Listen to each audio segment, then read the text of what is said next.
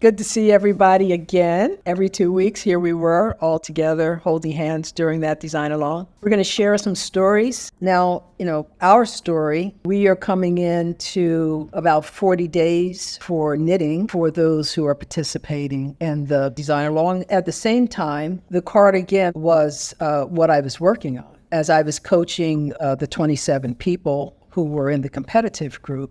So these were my submissions to Vogue for that anniversary issue. Now, I've got an issue myself because you can see the differences in the structure of the different patterns. I always say you can move the swatches around, but this time it really wasn't going to work all that well if you did.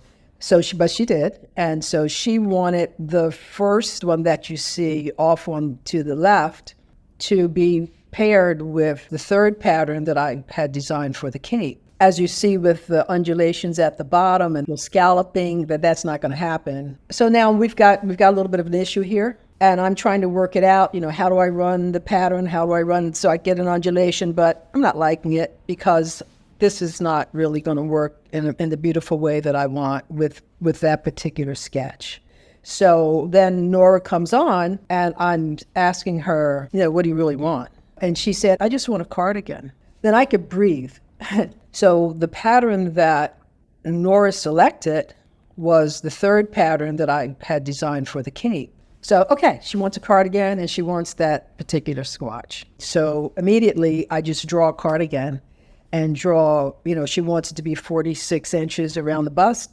And so I just start to lay it out. You see my sketch, I can immediately say, okay, this is the sketch I'll use for that. And then I'm looking at the chart that she selected, and I see that it's a sideways zig. How am I going to echo that pattern so that the eye jumps and it all comes together? So we see off to your left exactly what made that swatch. And then I switch it around. Then we have a way that can come together in a cohesive manner when the garment is closed so that everything's not going in one direction.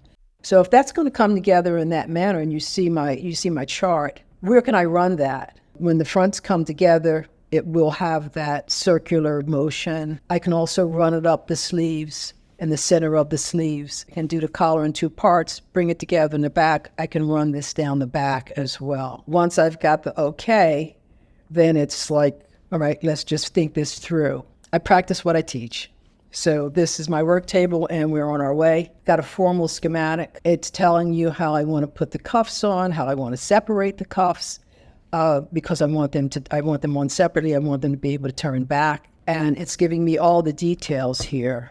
And here's where you see my thoughts, where you actually see exactly what happened on the front happening on the back, but you see it very clearly here. You can also see that I didn't want to break that pattern at all. So I'm doing the decreases in the middle of the different motifs. So you can see it coming in at the waist and going back out from the bust, but very subtly doing that. And here, this is finally the picture that was in Vogue Knitting, which was the Ruby edition. So that was my story, and that was going on concurrently with everything that was happening in the DAL.